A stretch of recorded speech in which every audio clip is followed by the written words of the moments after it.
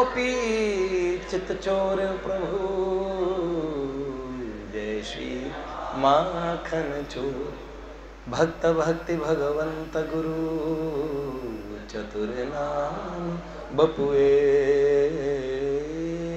इनके पद वंदन किए, नाशै विघ्न। नारायणं नमस्कृत्यं नरं चैव नरोत्तमं, देवीं सरस्वतीं व्यासं ततो जयमुदीरये। देवर्षि नारदाय नमः। जय जय श्री राधे शिलाडली लाल की जय। भक्तवत्सल भगवान की जय।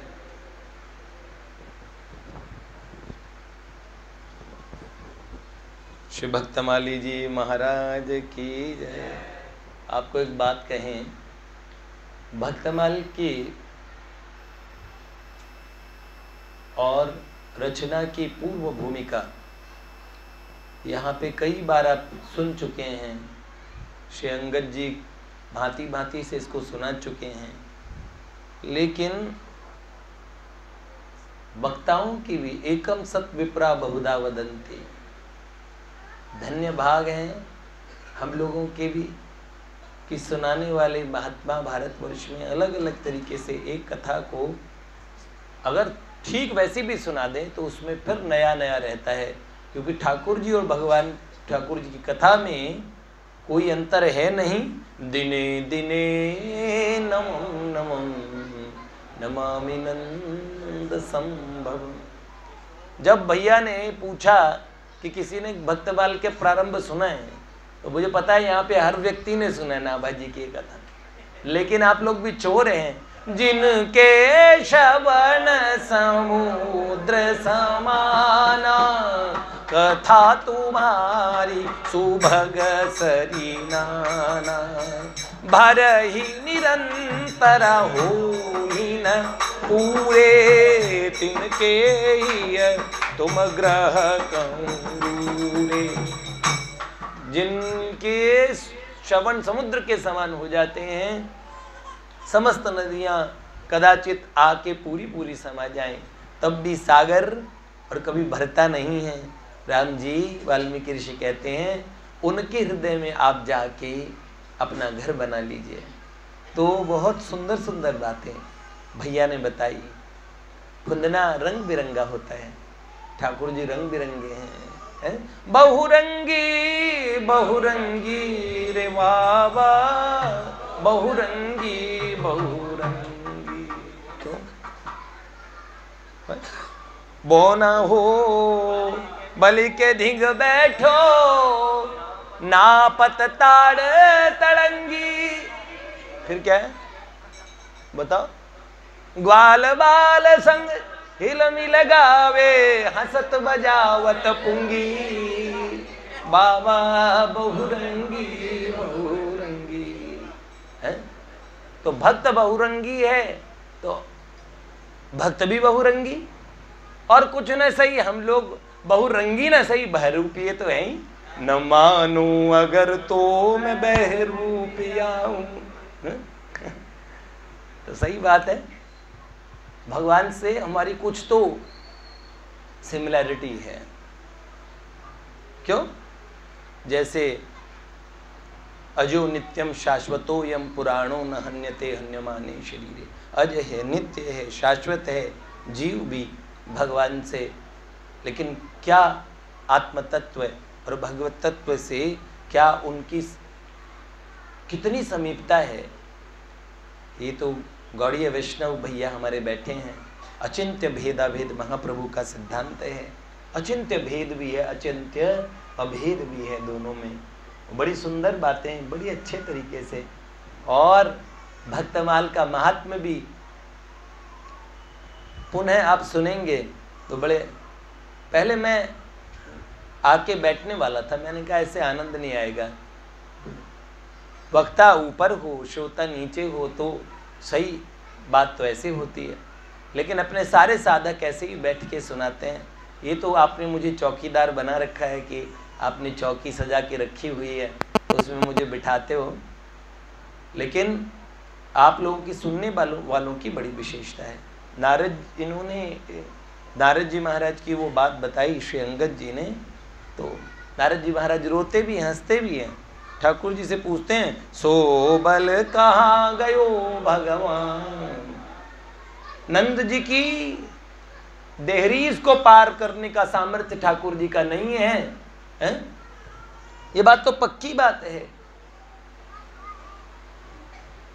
भक्तों में ऐसा कौन सा जिनका ध्यान बिरंची शंभू सनकादि से संभलते न देखा, उनको बाल सखा मंडल में लेकर गेंद उछलते देखा, हरि को नियम बदलते देखा, प्रबल प्रेम के पाले पड़कर प्रभु को नियम बदलते देखा, हरि को नियम। तो भैया भक्तों की देहरीज भगवान पार नहीं कर सकते। और अंत में भगवान के सुंदर स्वरूप की बात बताई। इन्होंने कहा, जो रज किशोरी तेरे चरणन के रज पाऊं, ओ लाडो तेरे चरणन के रज पाऊं। बस बैठी रहूं कुंज के कोने। और इन्होंने तो गजब कर दिया, अंत में ये कह के कि बादाम सारे नीचे बैठ गए, ऊपर केसर तैर रहे हैं। दोनों कोई मजे हैं। ऊपर वाला भी है। रहीम खान जी ने पूछा, है? क्या कहा?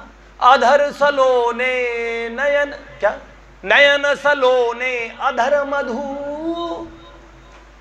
अधर तो मीठे मीठे हैं ठाकुर जी के, और नयन सलोने हैं, है?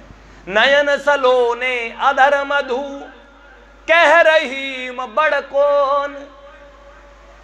बताओ भगवान के होठ ज्यादा सुंदर है कि नयन तो सलोने हैं, अधर मधुर हैं। अधरं मधुरं वदनं मधुरं,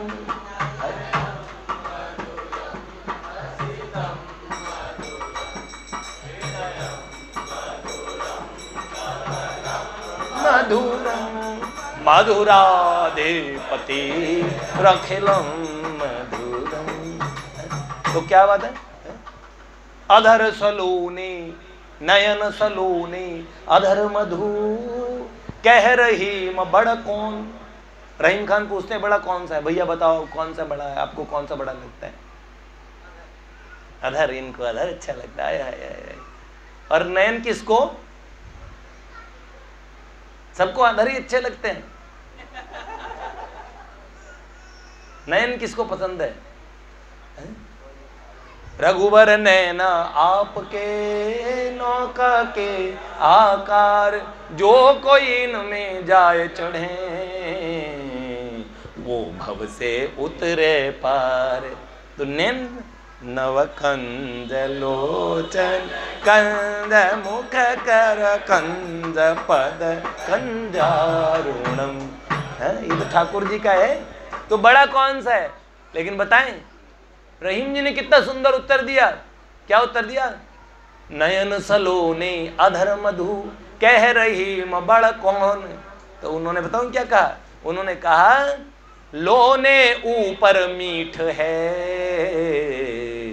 मीठे ऊपर लोन। जब बहुत ज्यादा नमकीन खा लेते तो क्या खाने को मन करता बताओ? भाई साहब कुछ मीठा हो जाए। और बहुत रसगुल्ले चपाचप खा लो तो फिर उसके बाद कहते भाई साहब कुछ नमकीन मिक्सचर दे दो। लेते हो कि नहीं लेते हो? आलू भुजिया हो जाए तो कैसा रहे? प्याज लहसुन वाले नहीं।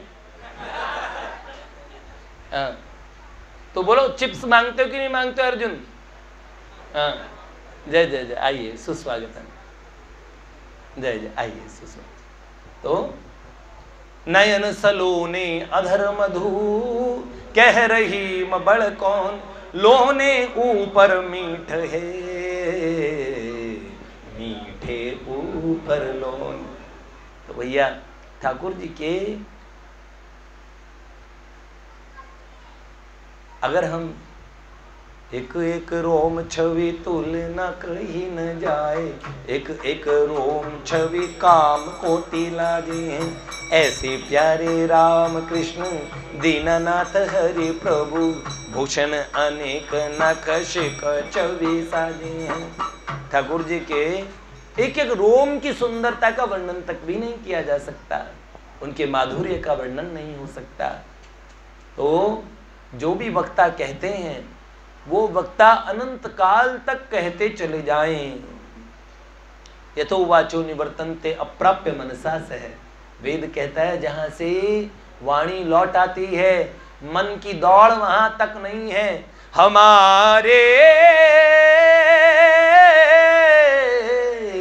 वृंदावन और जहां नहीं काल, जहां नहीं माया, जहां रसिक सिरमो, वृंदावन ओ भगवत रसिक जी है। क्यों? तो भैया इन्होंने जो विचार बताया भक्तमाल सुनाने का, तो जब जब भैया बोलेंगे तो निश्चित ये भक्तमाली हैं तो भक्तमाल पे ही बोलेंगे। और सुनिएगा, मैं जब तक नहीं आता हूं तो मुझे चिंता रहती है। अंगद जी ने बड़े वर्तमान समय के भी और अर्वाचीन और प्राचीन सभी प्रकार के महात्माओं का, महज्जनों, भक्तों का चरित्र आपको अलग अलग सुनाया। आप सब लोग भी बोलते हैं, श्री हनुमान जी हमारे बहुत अच्छे श्रोताएं हैं, बड़े अच्छे वक्ताएं हैं। श्री रघुनाथ जी भी यदा कदा बोलते हैं।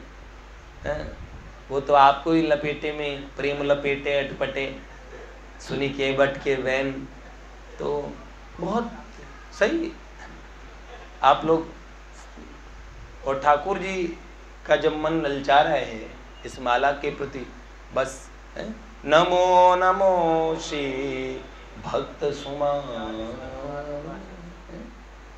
जाके सुनत महातम नाशत, उर्झल कई राधा नंदलाल, उर्झल कत राधा नंदलाल। भगवान की प्राप्ति हो जाती है, भगवान के दर्शन हो जाते हैं भक्तों की चरित्र सुनने से। सही बात है, जैसे भैया कह रहे थे सबसे अच्छे श्रोता भगवान ही हैं, भक्तों के चरित्र के ग्राहक। आप जानते हो पूज्या उषा दीदी वृंदावन में प्रसिद्ध हैं। तो उषा दीदी अपनी सखियों के साथ कभी कभार चर्चा करती तो उनके ठाकुर जी बीच में आके बैठ जाते थे, बार बार कहते थे एक बार मुझे भी देख लो तुम लोग हैं। भगवान बहुत अच्छे श्रोताएं हैं, भक्त चरित्र यहाँ पे सुनते हैं, और यहाँ तो पता नहीं और क्या क्या भी सुनते हैं। एक साध्वी माता जी और बड़े अच्छे प्रवचन हैं उनके यहाँ, जिन्होंने सुना उन्हें बड़ा अच्छा लगा होगा। सुमित्रा दीदी जब आई थी, तो जब वो आई तो उन्होंने कहा क्या बात है, यहाँ मेरे मुंह से पहली बार गानों के उदाहरण निकल रहे हैं।